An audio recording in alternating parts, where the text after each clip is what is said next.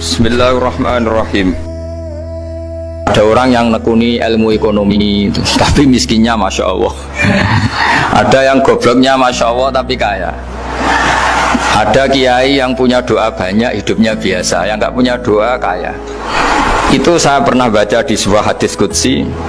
Ada riwayat begini, Nabi Musa ketemu Allah ditanya, limadha, kata Allah, kenapa saya memberi rizki orang yang bodoh? Ahmak itu orang yang bodoh sekali. Kadang tak ciptakan dia jadi orang kaya, dan yang pintar ekonomi kadang tak ciptakan jadi orang miskin. Si Nabi ini tanya, kenapa ya Allah?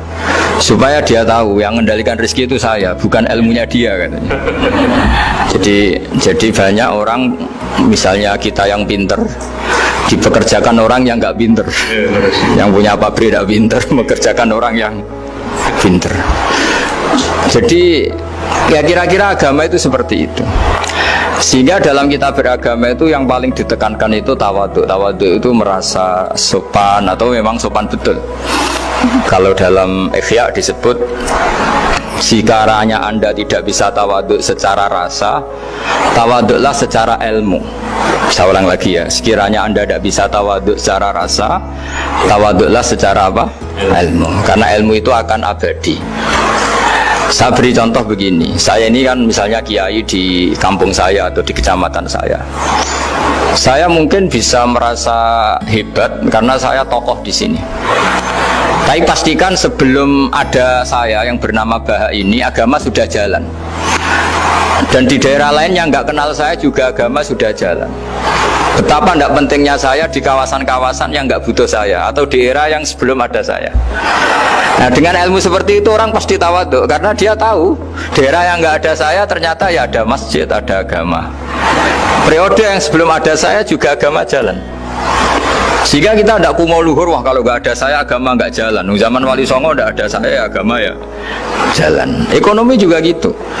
Kalau Anda pakar ekonomi yang mensejahterakan rakyat, cara tawadhu itu kalau nggak bisa dengan rasa, dengan ilmu. Sebelum ada kamu banyak orang kaya, banyak orang yang nggak kenal kamu juga kaya. Banyak periode yang saat itu udah ada Anda juga kaya. Berarti Anda ini tidak siapa-siapa. Makanya saya pernah didatangin seorang profesor. Ini kisah nyata. Gus, sebetulnya saya dengan bapak saya itu pinter mana? Bapak saya itu tidak tamat SD, tapi saya bisa profesor. Saya ini profesor, anak saya naik kelas saja sudah senengnya bukan main.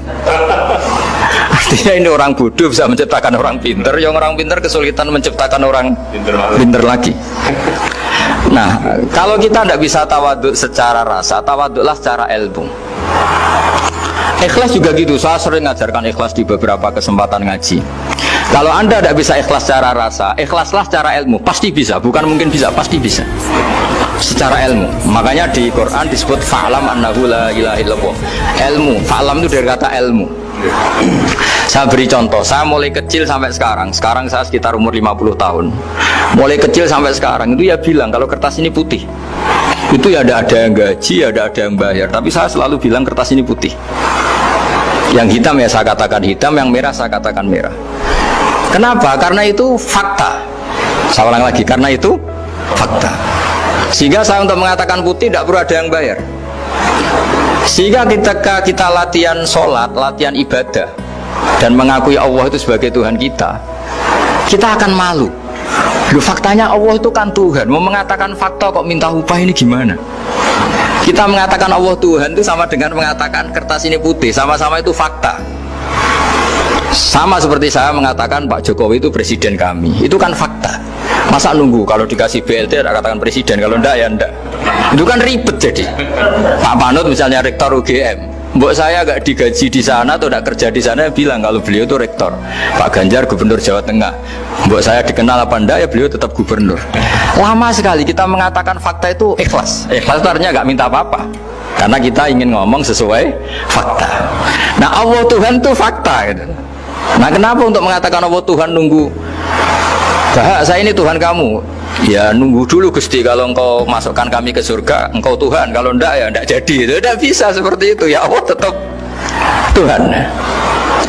Nah, kalau Anda tidak bisa ikhlas secara rasa, ikhlaslah secara ilmu. Ilmu ya tadi kita akan selalu bilang yang putih putih, yang hitam hitam. Makanya ini pentingnya ilmu. Tawaduk juga gitu. Kalau Anda ditakdir orang yang GR, yang gede rumongso, ditakdir orang yang kumo luhur, secara rasa bisa dilawan secara ilmu. Ada periode di mana sebelum ada kita yang kaya ya banyak, yang dapat hidayat ya banyak, yang terpelajar ya banyak.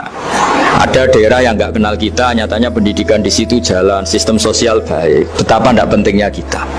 Nah, ini nanti memaksa kita atau melatih kita untuk tawaduk.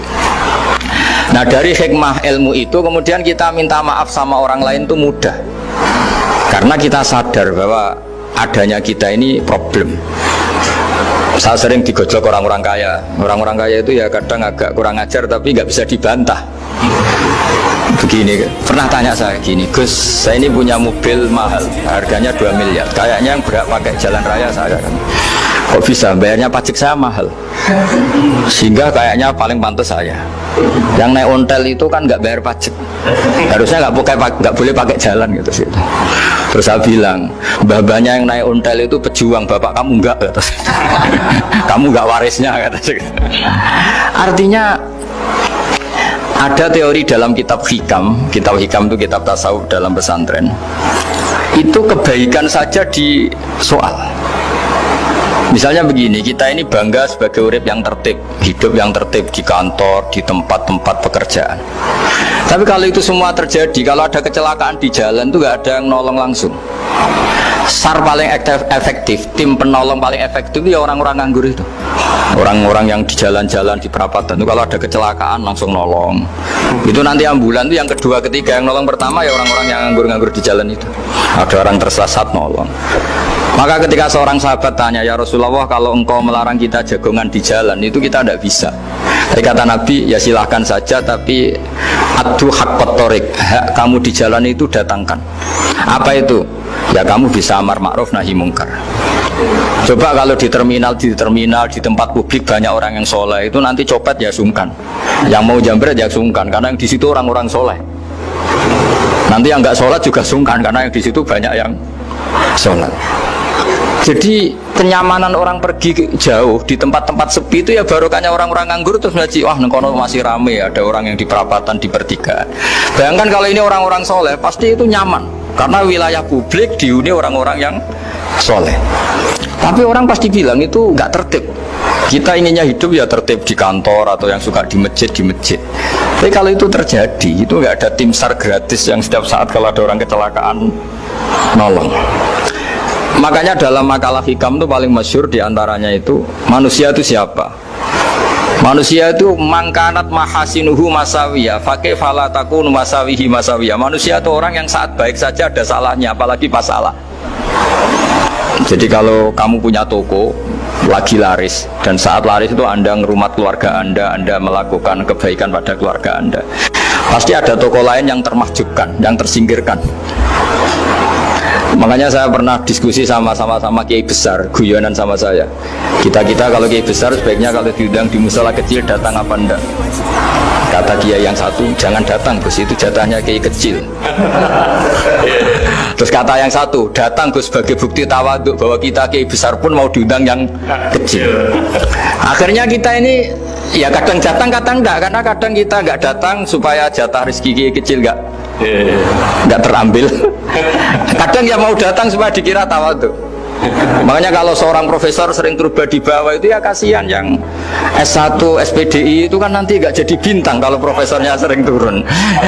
Kalah terus itu. Jadi kadang-kadang itu orang itu harus berpikir secara ilmu, jangan rasa terus.